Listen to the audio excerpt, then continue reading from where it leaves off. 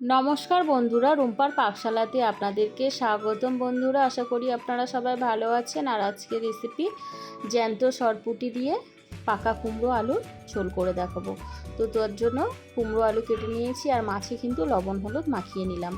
এরপর কড়াইয়ে সাদা তেল দিয়ে দিলাম আর লবণ দিয়ে তেলটা গরম হয়ে গেলে কড়ার গায়ে এইভাবে ঘুরিয়ে নিলাম। এরপর মাছ দিয়ে দিলাম।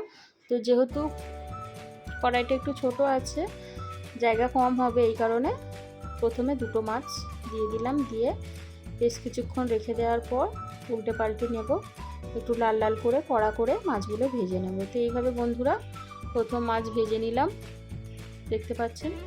এরপর একটি পাত্রে তুলে নিলাম, নেওয়ার পর আর যে দুটো মাছ আছে ওই একই পদ্ধতিতে ওগুলোও ভেজে নেব।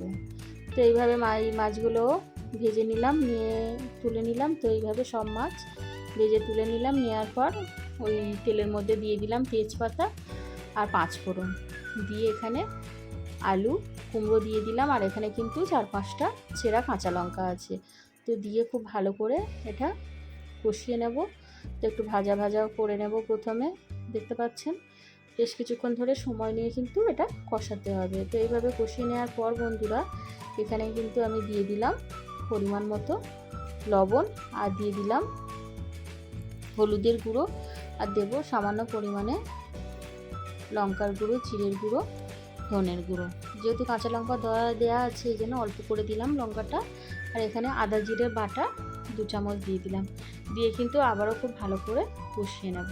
এইভাবে বেশ কিছুক্ষণ ধরে কষাতে থাকবো। তো এইভাবে কষিয়ে নেওয়ার পর বন্ধুরা দেখতে পাচ্ছেন একদম কিন্তু সুন্দরভাবে কষিয়ে নিয়েছি। এরপর আমি এখানে পরিমাণ মতো জল দিয়ে দিলাম কুমড়ো আর আলু সেদ্ধ হওয়ার জন্য।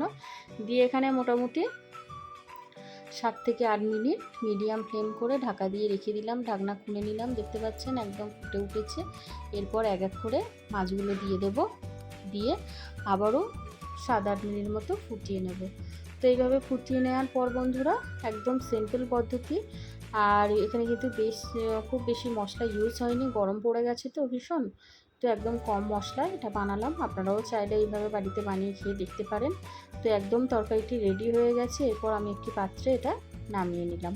তো বন্ধুরা এইভাবে বাড়িতে বানিয়ে খান। ভিডিওটি ভালো লাগলে লাইক শেয়ার কমেন্ট করুন, চ্যানেলটিকে সাবস্ক্রাইব করে দেবেন।